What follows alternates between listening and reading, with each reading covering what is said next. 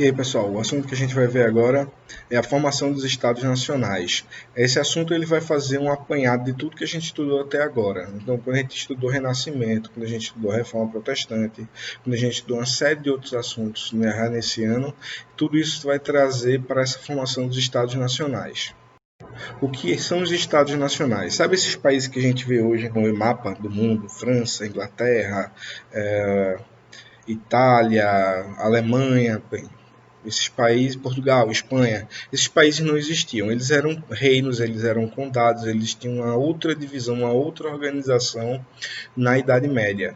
Então eles não formavam um Estado. O que é um Estado nacional? Então para ter um Estado a gente precisa ter um governo central. Vejam, isso é importante. Governo central. É aí que vão surgir os reis, né? O rei absoluto. Ele manda em tudo. Ele não divide o seu poder com outros membros de igual para igual. Ele precisa, obviamente, de ajuda de outras pessoas, que ele não governa só, mas ele é o governante. Outra característica de um Estado é o território unificado. Então, você tem pequenos territórios na época feudal, no tempo dos Estados Nacionais você vai ter um território unificado e contínuo. E o outro elemento de um Estado é a noção de um povo, né? Uma nação. São as pessoas se identificarem como iguais, como pertencentes a um grupo, a um país, a uma nação. É o que a gente chamaria de sentimento nacional. Então, na Idade Média, o rei ele dividia o poder com outros nobres. Então, o território dele era fragmentado e aqueles nobres eles eram governantes daquele território que o rei cedia para ele. Essa organização política jamais poderia virar um Estado nacional, não. Aí, se vocês lembrarem que a gente estudou no ano passado, vocês vão lembrar que a gente teve as cruzadas. As cruzadas acabou fazendo com que os nobres ficassem endividados, uma parte deles ficou mais frágil, mais fraca.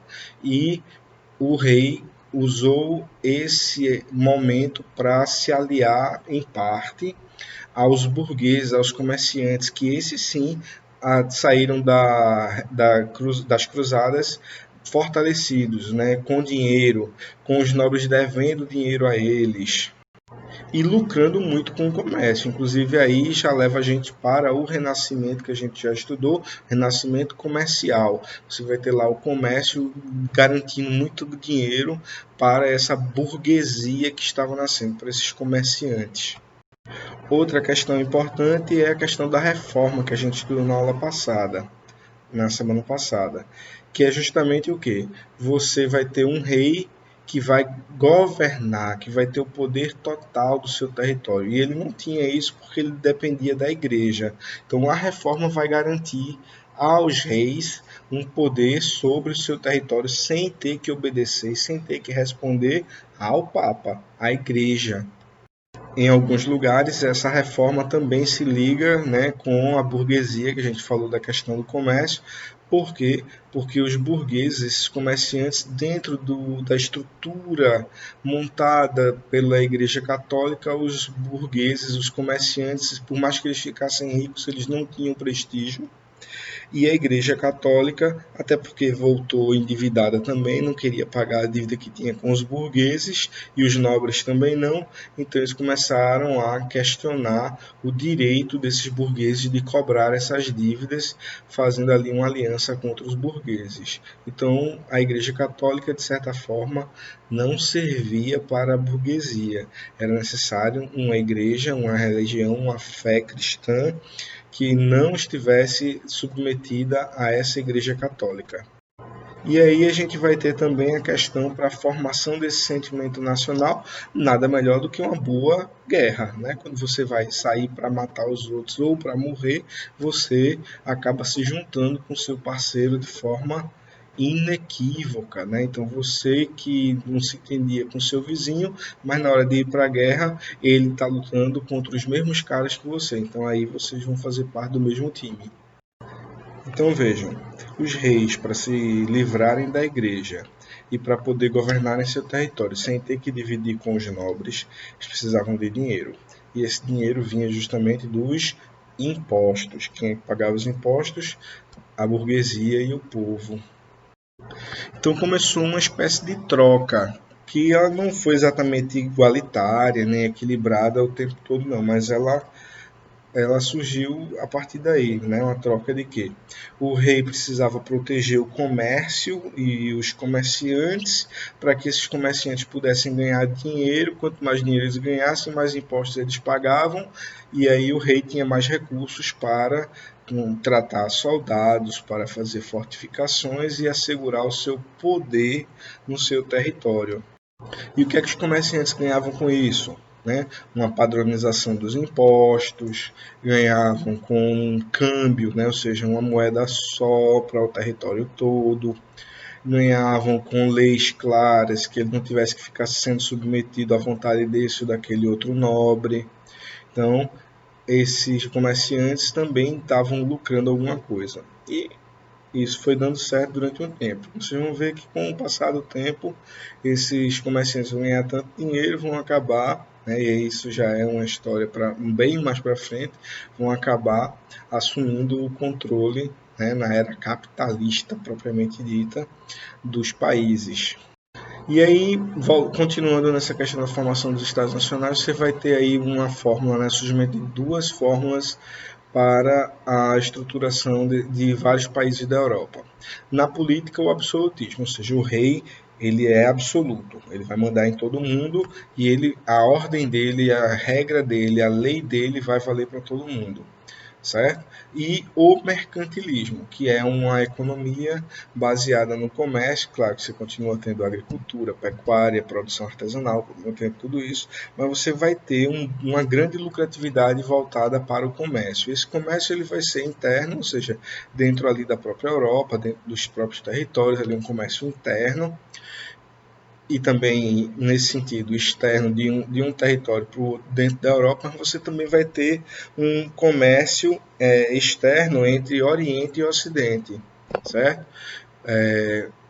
Principalmente da Itália, vai viajar para o Oriente Médio, vai comprar mercadorias, trazer para distribuir e vender pela Europa inteira. Então a Itália vai ser, digamos assim, a gente viu isso lá nas aulas do Renascimento, vai ser a ponta de lança, vai ser a entrada desse mercantilismo, desse comércio com o Oriente para a Europa.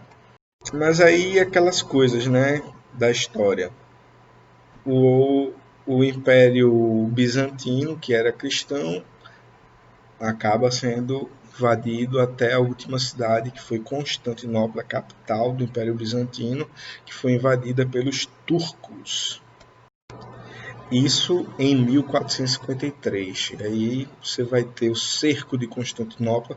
Tem uma série do Netflix chamada Ascensão, Império Bizantino, Império Turco-Otomano, né? Então essa série é bem bacana, tem uma primeira temporada só, ela é bem feita, com consulta a historiadores muito sérios, vale a pena assistir.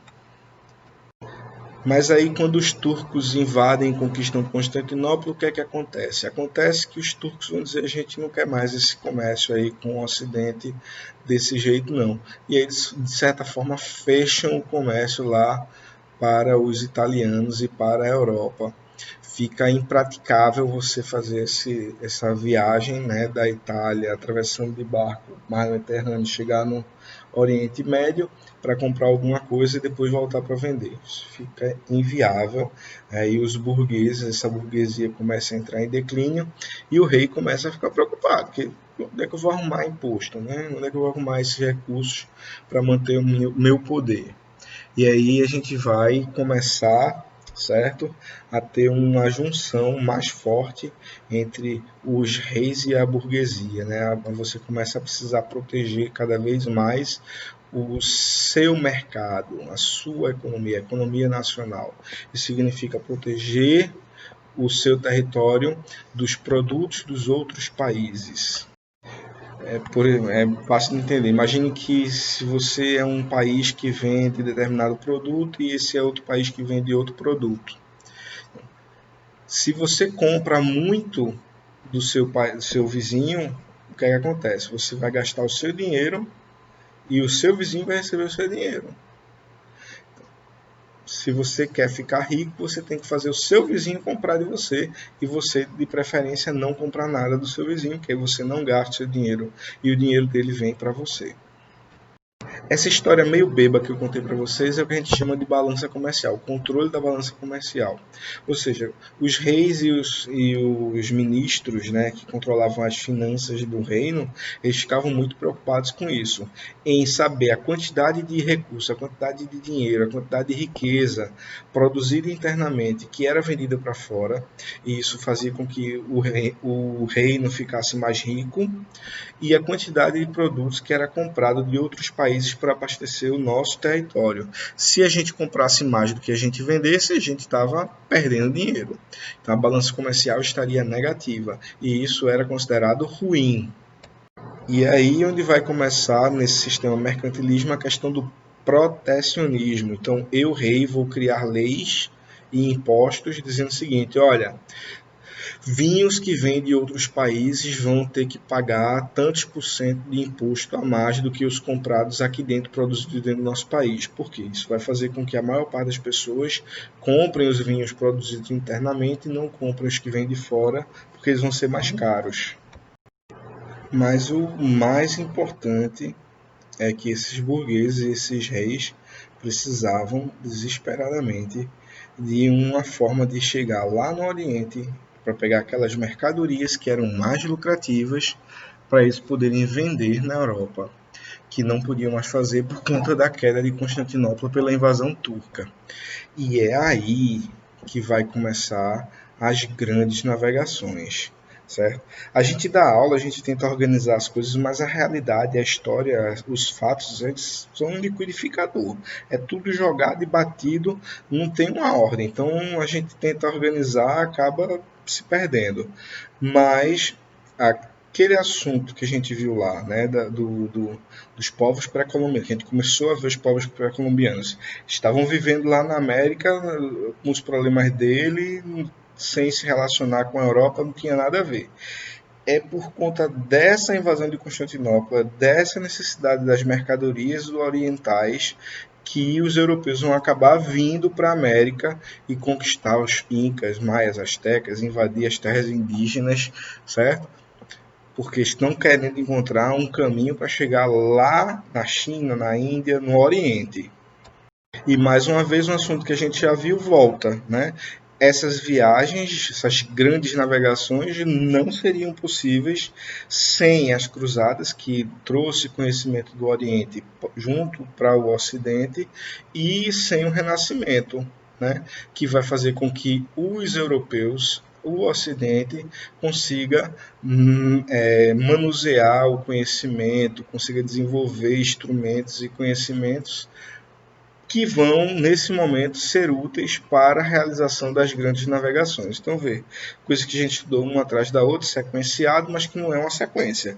É tudo misturado, certo? Acontecendo ao mesmo tempo, mas a gente tenta fazer com que vocês consigam entender essa loucura que é a realidade. A realidade da gente hoje é complicada, imagina a realidade de períodos anteriores que já passaram. Então, esse é o ponto de ligação, beleza? Tudo isso tá se conectando. A gente vai aprofundar mais o conhecimento sobre os povos pré-colombianos e a gente vai falar sobre as grandes navegações também, certo? E aí a gente volta a discutir outros assuntos, e aí já o Brasil e o resto da América, tudo junto, certo? Porque agora eles não estão mais com, digamos assim, histórias separadas. O que acontece de um lado impacta do outro, e o que acontece do outro impacta do lado. Boa noite, pessoal. Tchauzinho.